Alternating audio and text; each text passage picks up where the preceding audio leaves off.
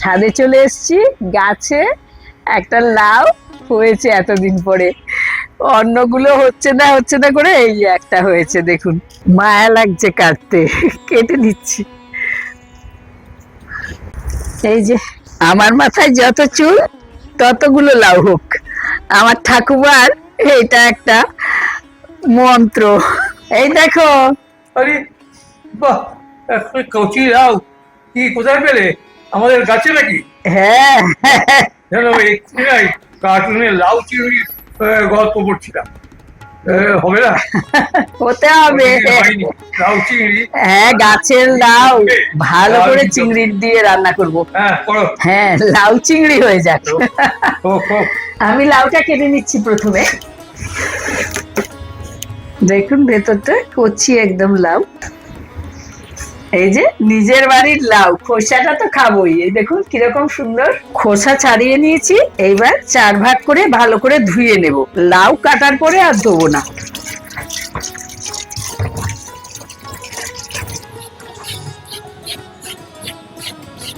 খুব বেশি কোচাবো না, মোটামুটি একটু বড় বড় করে কেটেছি। এই যে এরকম করে কাটছি। এই দেখুন সবটা লাউ কুচিয়ে নিয়েছি। এই যে আমি কিছু চিংড়ি মাছ নিয়ে নিয়েছি, এগুলো বড় চিংড়ি। যদিও লাউ চিংড়ি ছোট চিংড়ি দিয়েই করি আমরা, তা আজকে একটু নিজের গাছের লাউ তো বড় চিংড়ি দিয়েই করছি। ঘরে আসলে রয়েছে বড় চিংড়িটা। এখন চিংড়ি মাছে নুন হলুদ মাখিয়ে নিচ্ছি।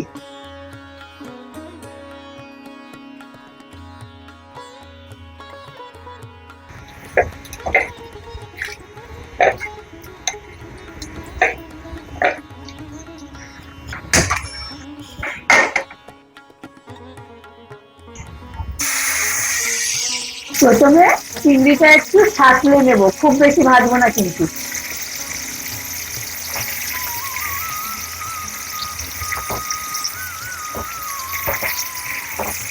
আমি আগেও আপনাদের সঙ্গে লাউ চিংড়ি শেয়ার করেছি, তবে আমার বাপের বাড়িতে না, আমাদের দেশের বাড়ির মতো আমার বাপের বাড়িতে লাউ চিংড়ি হয়, সেটাতে পেঁয়াজ দেওয়া হয়। আজকে আমি সেইটা আপনাদের সঙ্গে শেয়ার করব। হয়ে গেছে, কালারটা একটু চেঞ্জ হলেই হয়ে যাবে, ভাজার দরকার নেই। আমি এখন ফোড়নে দিয়ে দিচ্ছি এই যে শুকনো লঙ্কা, তেজপাতা, মৌরি। আমার শ্বশুর বাড়িতে জিরে ফোড়ন আর বাপের বাড়িতে মৌরি ফোড়ন।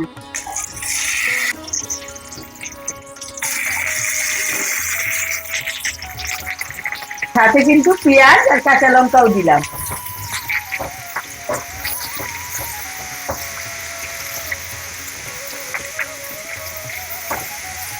আমি একটা মশলা করে নেব, তার জন্য নিয়ে নিয়েছি আদা, জিরা আর মৌরি। মৌরিটা একটু কম, জিরেটা একটু বেশি।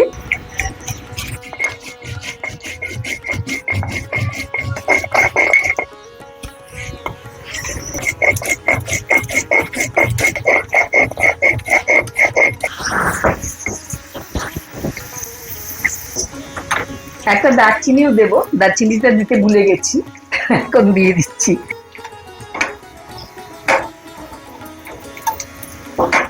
যে মশলাটা করে রেখেছিলাম সেটা একটু কষিয়ে নেব।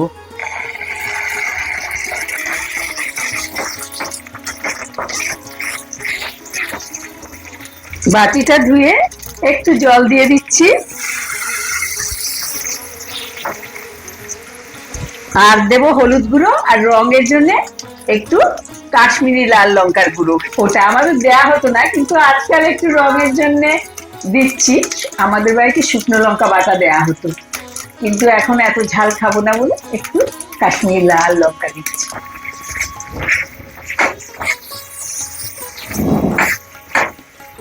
মশলাটা হালকা কষিয়ে নিয়েছি, এবার লাউ কুচোনোটা দিয়ে দিচ্ছি। লবণ দিয়ে দেবো। লবণ দিয়েছি তো লাউ থেকে জল বেরোবে, আর সেই জলে কিন্তু লাউ সেদ্ধ হয়ে যাবে। লাউয়ে আলাদা করে জল দিতে হয় না, যদি ভালো লাউ হয়, টাটকা লাউ হয়। আমি তো সবে তুলে নিয়ে এসেছি, আশা করি জল বেরোবে লাউ থেকে।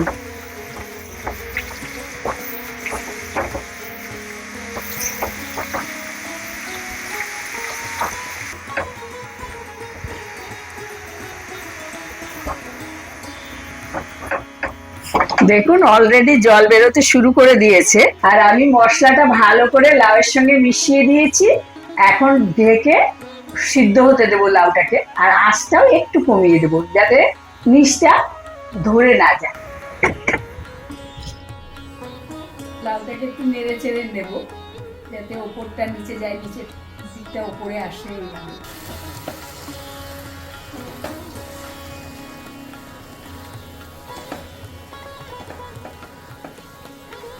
এবার চিংড়িটা দিয়ে দেবো।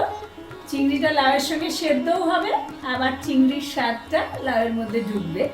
আর সঙ্গে কাঁচা লঙ্কা দিচ্ছি।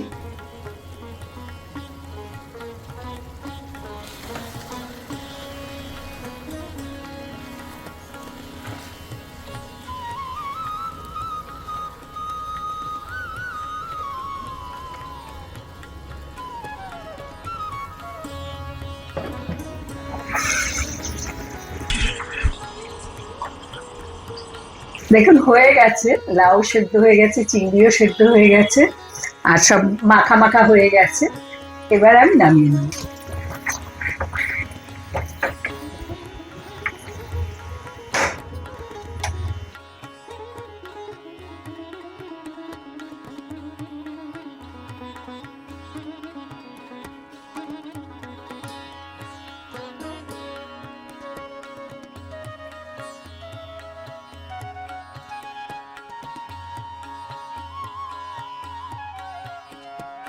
এই যে রান্না হয়ে গেছে। আমাদের বাড়িতে তো এইসব রান্নাগুলো রোজকার রান্না, এতে ঘি গরম মশলা কখনো দিতে দেখিনি, তাই জানিও না ঘি গরম মশলা দিতে হয় কিনা। আমি ঘি গরম মশলা দিয়ে করি না, তা আপনারা চাইলে করতেও পারেন। একবার আমাদের মতো করে দেখবেন, আমাদের ভালোই লাগে এটা খেতে।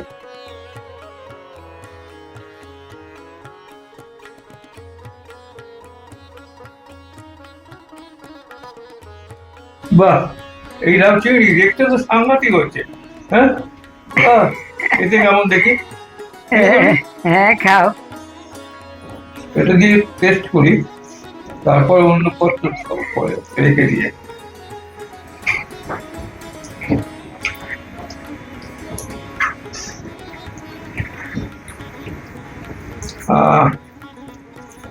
দারুণ হয়েছে গো।